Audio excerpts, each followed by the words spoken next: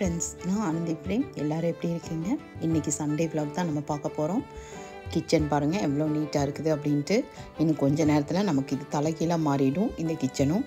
வாங்க ஒரு பிகினர்ஸ்க்கான சூப்பரான ஒரு ரெசிபி ஒன்று பார்க்கலாம். சிக்கன் தான், நல்ல கபாப் தான். சிக்கன் 65ன்னு சொல்லிக்கலாம், கபாப்னு சொல்லிக்கலாம். அதுக்கு பார்த்திங்கன்னா 1/2 kg அளவுக்கு பார்த்திங்கன்னா நம்ம போன்லெஸ் சிக்கன் தான் வாங்கியிருக்குது. என் பொண்ணோட ஃபேவரெட்டுன்னு கூட இது சொல்லலாம். கூடவே பார்த்திங்கன்னா நல்லா கிறிஸ்பியாக வர்றதுக்காக ரைஸ் ஃப்ளார் தான் ஒரு 1.5 டேபிள் ஸ்பூன் அளவுக்கு சேர்த்திக்கோங்க.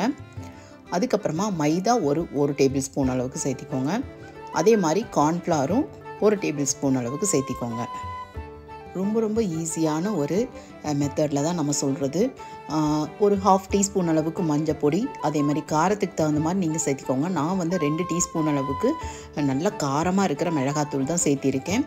கூடவே பார்த்திங்கன்னா ஜிஞ்சர் கார்லிக் பேஸ்ட்டு பார்த்திங்கன்னா 2 டீஸ்பூன் அளவுக்கு சேர்த்திக்கோங்க. வேறு எந்த மசாலாவும் வேண்டாம், இதுவே போதும். அவ்வளோ யம்மியாக அவ்வளோ டேஸ்டியாக இருக்கும் இது.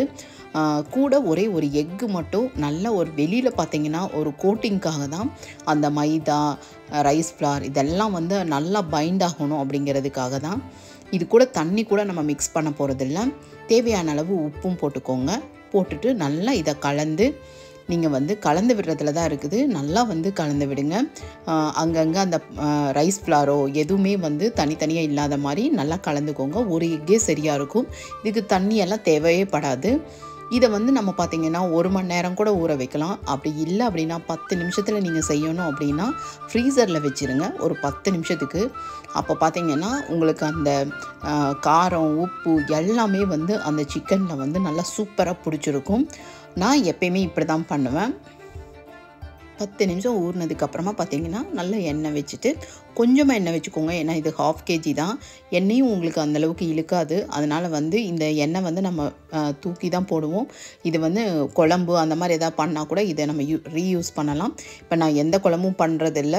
சிக்கன் குழம்பு ஒன்லி வந்து கபாப் மட்டும்தான் பண்ணது. சூப்பராக வந்தது கபாப். அவ்வளோ ஜூஸியாக உள்ளே பார்த்திங்கன்னா அவ்வளோ ஜூஸியாகவும் வெளியில் நல்லா கிறிஸ்பியாகவும் இருந்தது.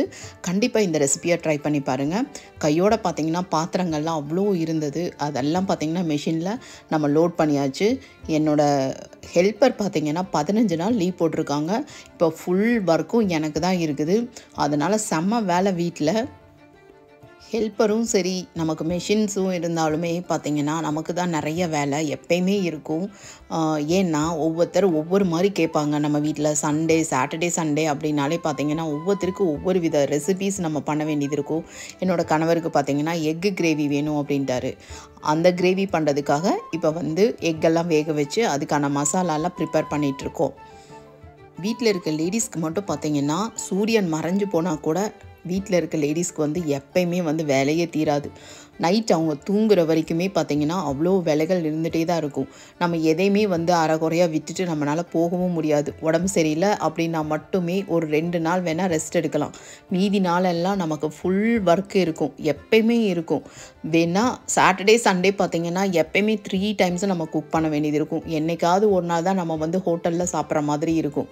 மீதி நாளெல்லாம் பாருங்கள் எல்லா லேடிஸ்க்குமே அவ்வளோ ஒர்க் இருக்கும். இவங்க ஸ்கூல் போகிற டைமில் வேணால் கொஞ்சம் நேரம் நம்ம வந்து ரெஸ்ட் எடுக்கலாமே தவிர மீதி எல்லா நேரமும் நமக்கு அவ்வளோ வேலைகள் இருக்கும்.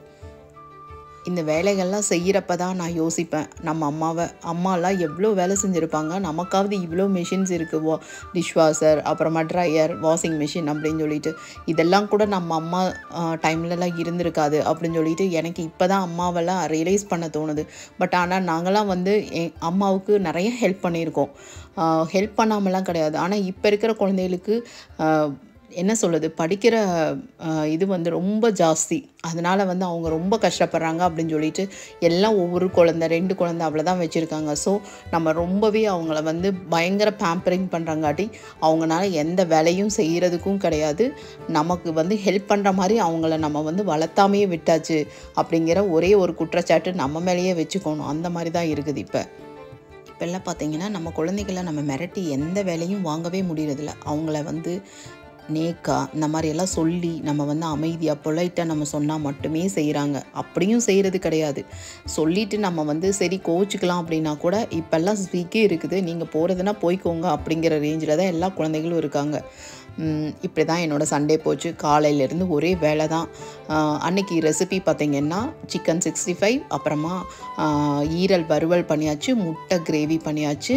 நல்லா சூப்பராக மத்தியானம் சாப்பிட்டு முடிச்சுட்டு அதுக்கப்புறமா பார்த்திங்கன்னா கிச்சன் க்ளீனிங், அதுக்கப்புறமா ஃபுல்லாக பாத்திரங்கள்லாம் கழுவுறது, வீடு கூட்டுறதுன்னு எல்லா வேலையும் முடிச்சுட்டு நிம்மதியாக வந்துட்டு என்னுடைய மத்தியான லஞ்சை நான் வந்து சாப்பிட்றதுக்கு உட்காந்தேன். மணி பார்த்திங்கன்னா அப்போவே 3, 3:30 இருக்கும். உண்மையாலுமே பாத்திரம் கழுவுற மிஷின் எல்லாம் இல்லை அப்படின்னா கண்டிப்பாக வந்து ரொம்பவே நொந்து போயிருப்பேன். நான்லாம் அவ்வளோ பாத்திரங்கள் சேர்ந்துருந்தது 2 நாளைக்குமேவும். எப்பயுமே மிஷினில் போடுறங்காட்டி எனக்கு வந்து ஹெல்ப்பர் இல்லை அப்படின்னா கூட நான் வந்துட்டு பெருசாக நான் இது பண்ண மாட்டேன். ஏன்னா வீடு கூட்டி துடைக்கிறதுக்கு மட்டும்தான் அவங்க வருவாங்க. இது ஒரு 3 ஹவர்ஸ் வந்து நமக்கு இது முடிஞ்சது அப்படின்னா பலன்னு எல்லா பாத்திரங்களும் நமக்கு க்ளீன் பண்ணி கொடுத்துரும். அதனால் வந்துட்டு எனக்கு இந்த ஒரு வேலை மட்டும் ரொம்ப சுலபமாக இருக்கும். இப்படி தான் என்னோடய சண்டே போச்சு. இந்த vlog உங்களுக்கு பிடிச்சிருக்கும்னு நினைக்கிறேன். பிடிச்சிருந்தா லைக் பண்ணுங்கள், சப்ஸ்கிரைப் பண்ணுங்கள் நம்ம சேனலை. அடுத்த ஒரு இன்ட்ரெஸ்டிங்கான ஒரு vlogல நம்ம மீட் பண்ணலாம். தேங்க்ஸ் ஃபார் வாட்சிங்.